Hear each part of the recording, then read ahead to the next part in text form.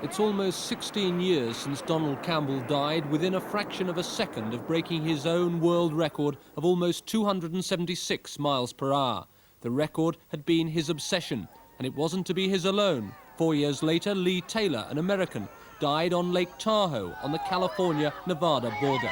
But the obsession lived on.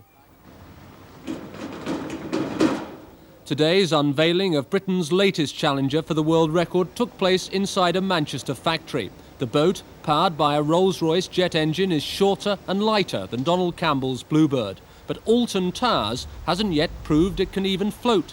Its engineers, though, who are more used to refurbishing antique cars, are confident their boat can smash the world record, as is Tony Fay, who'll be in the cockpit. He's been undeterred by broken legs and a damaged spine in speedboat accidents, and by the fate of Donald Campbell. I've looked at that crash and I've looked at other drivers throughout the world that's died for this particular record. And one thing this boat has got is probably it is the safest boat in the world. What with a braking system that's never been used before, a cockpit that is completely encased, that if there is something that goes wrong, that the safety there is worth the risk. Are you afraid? Fearful? No, I think anyone tackling something as big as this, if they're afraid or got any fear of what they're doing, they shouldn't start it. The record Tony Fay now seeks to break was set 4 years ago by an Australian, Ken Warby, 319.62 miles per hour. Tony Fay doesn't dispute that again a life is being risked for an obsession.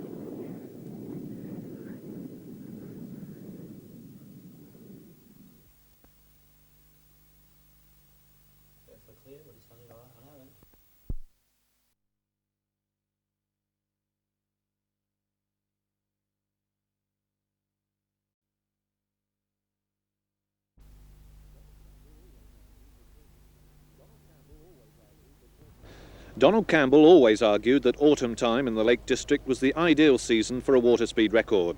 Coniston water is almost as smooth as glass, the only condition which is halfway safe for a boat topping 300 miles an hour.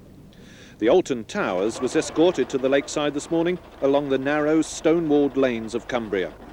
The rocket-shaped craft suffered a gash or two in the tight squeeze, but the designers say it's nothing too serious. The Power, a Rolls-Royce jet engine, travelled up separately and will be fitted aboard tonight.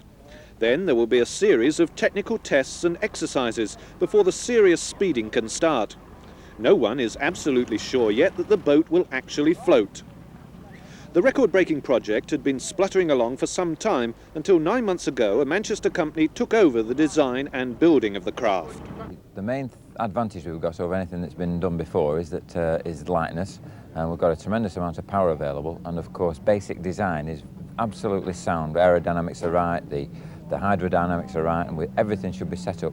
The final things have just got to be added now, and then we're away.